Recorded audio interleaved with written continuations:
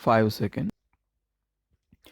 Replying to the discussion on Governor's address, the Honorable Minister said, Sir, it is not mere formality if I say that the debate on the Governor's address has been very fruitful. Members have expressed their very considered views on some of the problems which confront this state. Some have also dealt with questions which are outside the purview of the state legislature and the state government, but nevertheless of great importance to the people of this state. In reply to a debate of this kind, it is usual either to take the speeches of honorable members one by one and then deal with them, or to classify them under various heads and then deal with these heads under which the views have been offered.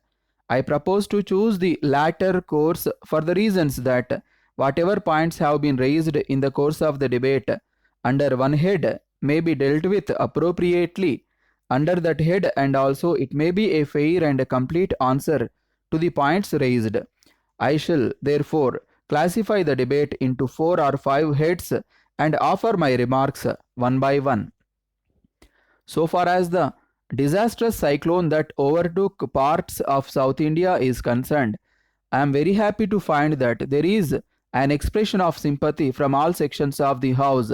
It is a natural calamity which came very unexpectedly and very suddenly and has taken a very heavy toll which is unprecedented in recent times in our history.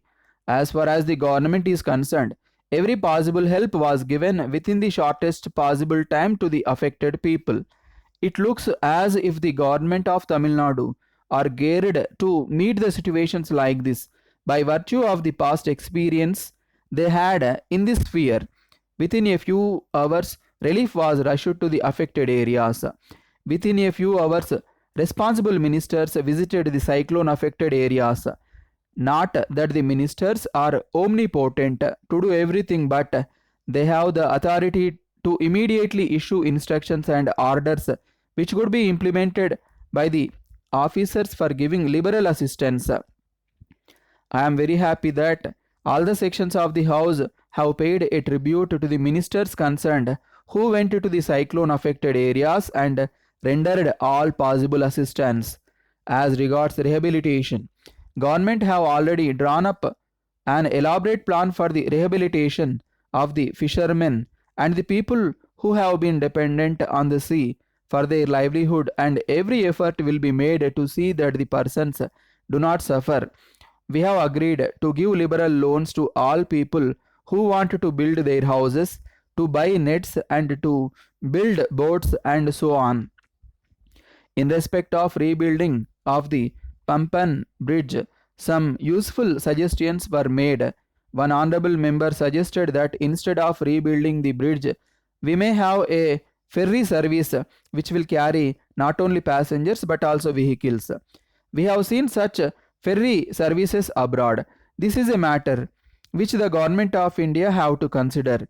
But the present steps which are taken by the government show that the bridge can be rebuilt, and active steps have already been taken for the purpose of rebuilding the bridge. I hope and trust that the work of rebuilding the bridge will be expedited and communication resumed very soon. Now, I wish to turn my attention to food production and distribution. In the first place, we all know that there is an overall shortage of food in this country, and where there is an overall shortage of food, the law of supply and demand will operate, and the obvious thing is that the prices of food grains will go up. It will go beyond the capacity of certain sections of society even to buy. In these circumstances, it becomes necessary for the government to procure and to distribute food to that section of a society at a controlled price. As such, I venture to submit that this distribution, procurement, and movement control of food grains will be necessary and will be continued so long as the deficit continues. At the same time, we should try to endeavor to see that the deficit is made up as early as possible. Sir, a number of suggestions have also been made with regard to increasing the production. I welcome all of them, and I say that the government are thankful for all the suggestions made by the members for increasing the food production in the country.